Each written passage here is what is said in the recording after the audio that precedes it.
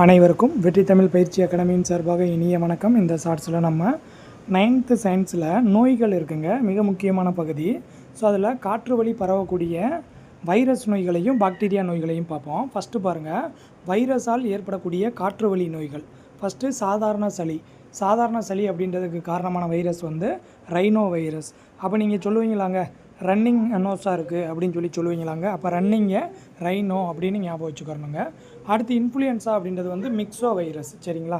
So மிக்ஸோ virus தான் இன்ஃப்ளூயன்ஸாவுக்கு வந்து காரணம். அடுத்து தட்டம்மைக்கு காரணமான நோய் காரணி எது அப்படின்னு பார்த்தீங்கன்னா ரூபல்லா. அப்போ தட்டு வாங்கினோம்னா ரூபா வேணும் அப்படின்னு ஞாபகம் வச்சுக்கோங்க. அப்போ தட்டம்மை அப்படின்னா ரூபல்லா வைரஸ். அடுத்து பொண்ணுக்கு வீங்கி அப்படின்னா மம்ஸ் அப்படின்னு சொல்லுவோம். ஸோ இது வந்து மிக்ஸோ வைரஸ் பரோட்டிட்டிஸ் அப்படின்னு சொல்லுவோம். மிக்ஸோ வைரஸ்ன்னு சொன்னீங்கன்னா இன்ஃப்ளூயன்ஸா, மிக்ஸோ வைரஸ் பரோட்டிட்டிஸ் அப்படின்னு சொன்னீங்கன்னா பொண்ணுக்கு வீங்கி, அதாவது மம்ஸ் அப்படின்னு சொல்லுவாங்க. அடுத்தது சின்னம்மைனா சின்னம்மான்னு ஞாபகம் வச்சுக்கோங்க. ஸோ எல்லாருடைய வாரிசுலேயும் சின்னம்மா இருப்பாங்க. ஸோ அப்போ வாரிசெல்லா ஜோஸ்டர் வைரஸ், சரிங்களாங்க? ஸோ அப்போ இது எல்லாமே பார்த்தீங்க அப்படின்னா வைரஸால் ஏற்படக்கூடிய நோய்கள். அடுத்தது பாக்டீரியாவால் ஏற்படக்கூடிய நோய்கள் பாருங்கள். காச நோய்க்கு காரணமான நோய் காரணி வந்து மைக்கோ பாக்டீரியம் டியூபர்குலோசிஸ். அப்போ காசு இல்லைன்னா எல்லாருமே க்ளோஸ் ஆயிடுவோம் அப்படின்னு ஞாபகம் வச்சுக்கிறணும். அப்போ டியூபர்குலோசிஸ். அடுத்தது தொண்டை அலர்ஜி நோய் அப்படின்னா டிப்தீரியான்னு சொல்லுவாங்க.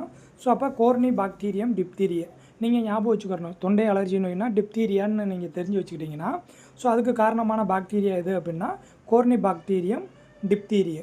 அடுத்தது கக்குவான் இருமல் அப்படின்னு பார்த்தீங்கன்னா போர்ட்டோட்டெல்லா பெர்டூசிஸ். அதாவது வந்து போர் போடுறாங்க, போர் போடும்போது நிறையா தூசி வருமாங்க. ஸோ அப்போ நமக்கு இருமல் வருமாங்க, ஒரு மாதிரி கக்குவோம்லங்க.